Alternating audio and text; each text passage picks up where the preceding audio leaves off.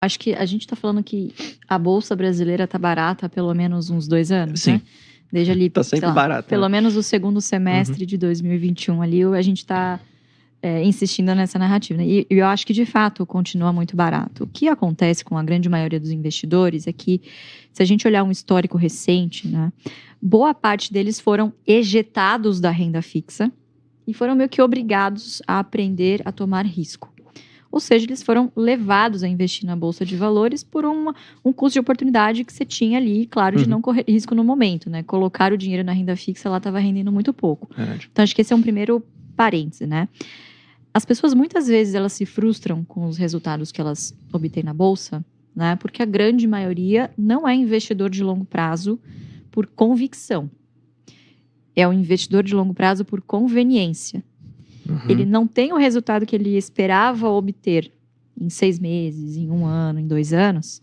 E aí ele começa a fixar na ideia dele, bom, eu sou de longo prazo, eu sou de longo prazo. E ele fica lá sofrendo, né? Muitas dessas pessoas que vieram sem uma estratégia consolidada. Não sabiam quais eram os objetivos, muitas vezes seguindo diversas, né, dicas de investimento, ou teses, ou estratégias diferenciadas, né? E você acaba atirando para tudo quanto é lado e perdendo a referência do que eu tô fazendo aqui. Isso aqui não é para mim, tira tudo, volta para renda fixa. Né? Então, o investidor, não é exclusividade do brasileiro, mas um investidor que está começando a aumentar o leque de produtos ali no portfólio dele, ele tende a fazer o bendito do market timing. Então, ele quer saber a hora que é para ele tirar tudo da renda fixa e botar na renda variável. A hora exata, né? A hora que é para ele tirar da renda variável e botar na renda fixa. E não é assim que funciona. Você tem que destinar os seus recursos de acordo com os seus objetivos. Então, se o seu objetivo é de curto, médio prazo, você sempre tem que ter alguma coisa em renda fixa. Independente do quanto esteja rendendo. Porque é o que é aderente ao seu objetivo. E, na minha opinião, você sempre tem que ter alguma coisa voltada à renda variável. E aí, claro, o que for aderente ao seu perfil. Ações, fundos imobiliários, FIAs, o que quer que seja. Né? Então, acho que essa é a primeira coisa. A expectativa que ele tem quando ele entra na Bolsa e a realidade dos fatos de como as coisas realmente acontecem, né? Olhando para cenário, esse é o cenário que a gente gosta. Não é à toa que Warren Buffett fala sobre comprar ao som de canhões. Faz muito tempo que a gente não ouve o som dos violinos, né? E cada vez mais essa narrativa, ela vira muito rápido, né? Então, há 1 mês atrás, a gente tá gravando agora em julho, né? Meio de julho. Em junho, assim, parecia que tudo ia desabar. De fato, o Brasil ia virar uma Venezuela, tá vendo? Eu avisei, aquele otimismo do ano passado ele era infundado. Cara, passou nem 1 mês, sabe? As pessoas já estão voltando a ficar otimistas de novo. Então, as coisas que importavam na semana passada não importam. Perdem um pouco de sentido. Perdem a força pra narrativa, né? Exato. Então, onde eu quero chegar com isso? Quando eu vou olhar cenário, eu sempre tento ter um feeling do que é o sentimento geral. E eu me obrigo a sentir o contrário. Tão simples quanto isso. Então, se você tá com medo de continuar aportando na Bolsa, você só vê os seus amigos falando que você é um maluco porque você tá seguindo essa estratégia. Cara, como assim você não tem todo o seu patrimônio em dólar? O Brasil já era. Isso, aquilo. É hora de você comprar. A coisa mudou? É hora de você não vender, mas você dar uma segurada. E foco ali na sua estratégia. Então, assim, sim, a Bolsa continua barata. E até o Guilherme Achei comentou uma coisa super interessante, acho que na semana passada, que a Bolsa tá bem amassada em termos de múltiplos. E a gente não tem o nível de risco, de percepção de risco em termos micro, né? Quando você olha para os balanços das empresas, que na média estão ali ficando muito próximo, né, das projeções dos analistas trimestre após trimestre, né, quando não surpreendendo positivamente. Então, o nível de risco ele não é igual ao que a gente tinha 2015/2016, não chega nem perto. Né? Então, eu acho que a Bolsa continua barata, né, e você tem que colocar na sua mente, primeiro, qual é a sua estratégia, e segundo, você compra Ibovespa? Então, se você não compra o Ibov, você não tem que ficar olhando para o índice, porque ele é um índice disfuncional. Ele tem ali super concentração em commodities, em algumas ações específicas, Petro, Vale, Itaú, Banco do Brasil, Bradesco, pronto, você já definiu 85% do índice só aqui, né? Então, olhe para os setores e para as empresas especificamente que se encaixam na sua estratégia. E não fique preocupado com o momento. Será que esse é o momento de comprar? Você não sabe, você não controla esse tipo de coisa. Mas você controla as suas emoções e você controla o preço que você paga. Basta você não pagar caro que você já vai estar fazendo um bom negócio. Uhum. Né? E só complementando Tirar isso da assim, frente, né? Eu acho, Bruno, que a gente estava até pensando em escrever um artigo esses dias sobre isso, que as pessoas, a renda fixa é o grande concorrente da renda variável. Né? Então a gente está falando aí de tesouro direto, basicamente a taxa Selic que vai ditar o rumo do negócio. Uhum. As pessoas, elas vão comparar sempre se ele tem alguma vantagem de investir em renda variável em relação à renda fixa. Custo de oportunidade. Que é o custo de oportunidade. Né? Então, normalmente, é sempre uma relação inversa. Né? Quando a renda fixa está muito alta, né, através da Selic, a Bolsa normalmente está em baixa. Né? A Bolsa está em alta, a Selic, né, ela está caindo. Bom, mas qual que é a questão? A maioria dos investidores vai olhar o PL. Aí os caras olham o PL, que é a relação preço-lucro, né, para quem não sabe.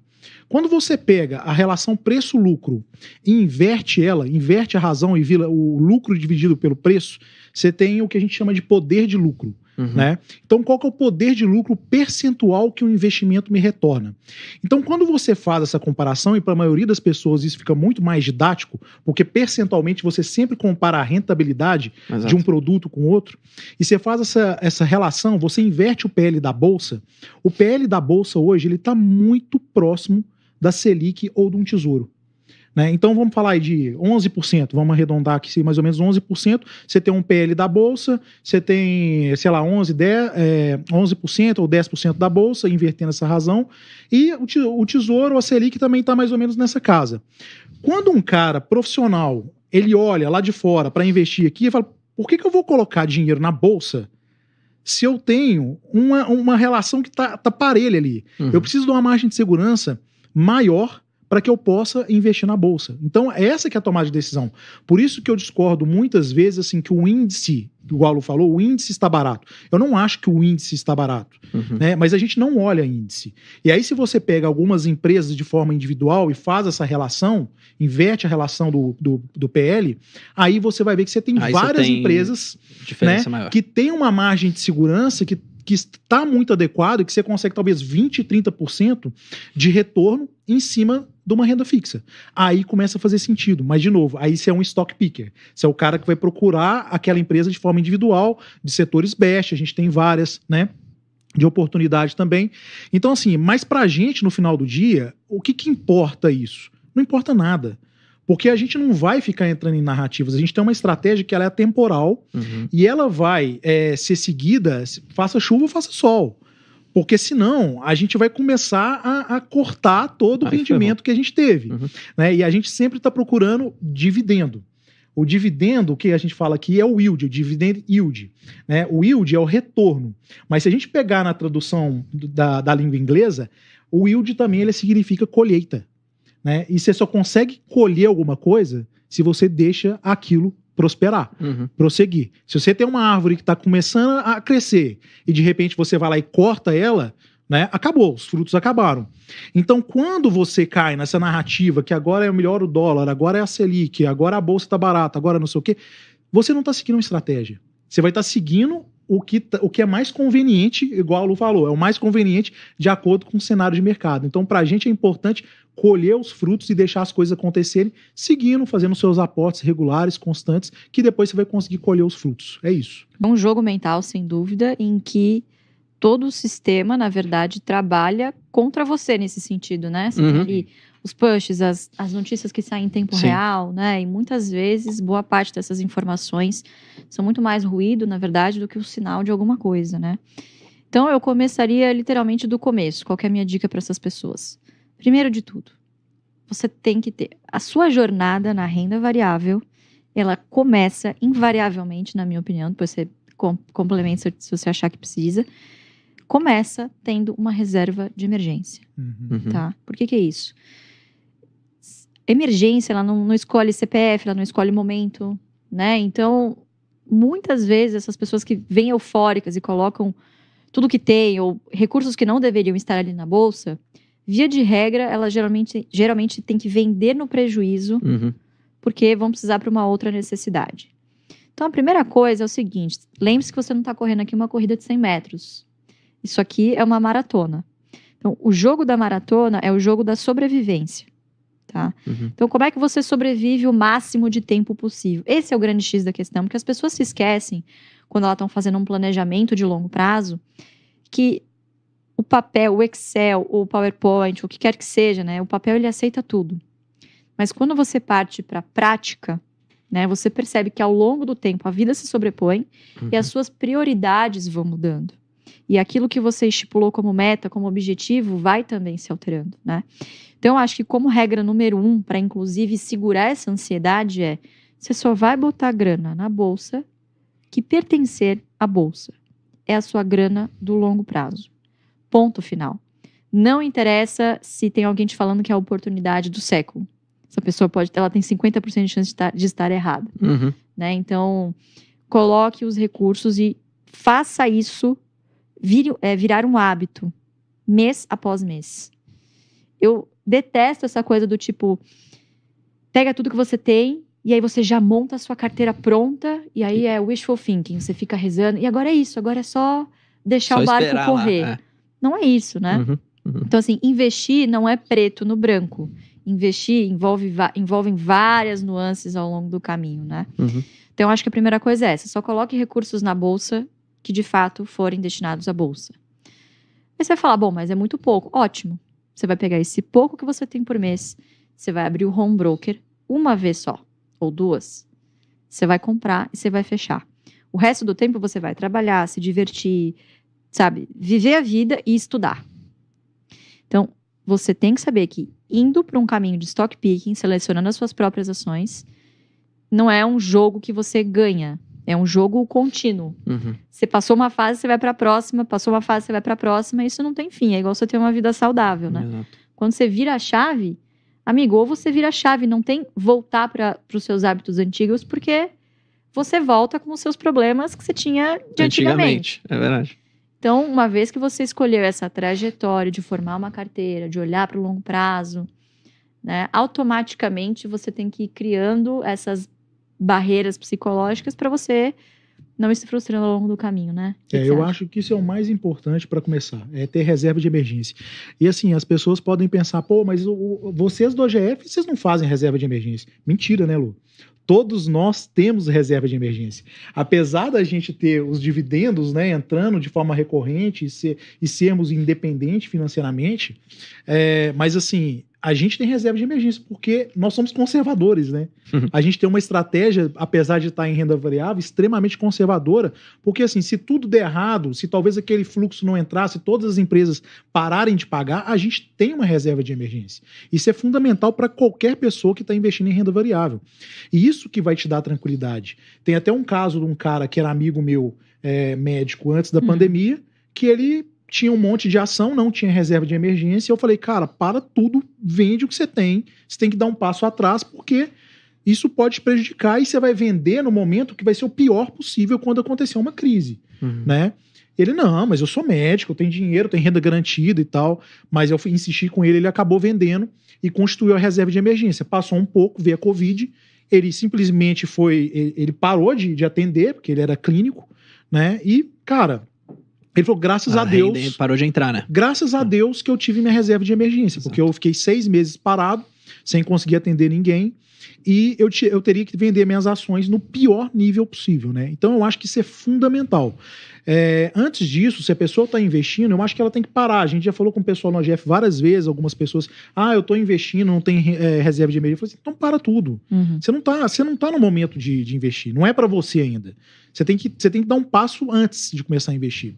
Né? Mas uma vez que a pessoa construiu essa reserva, e na minha opinião é de no mínimo 3 meses, depende de cada um, né? Aí é realmente o que a Lu falou, é comportamento.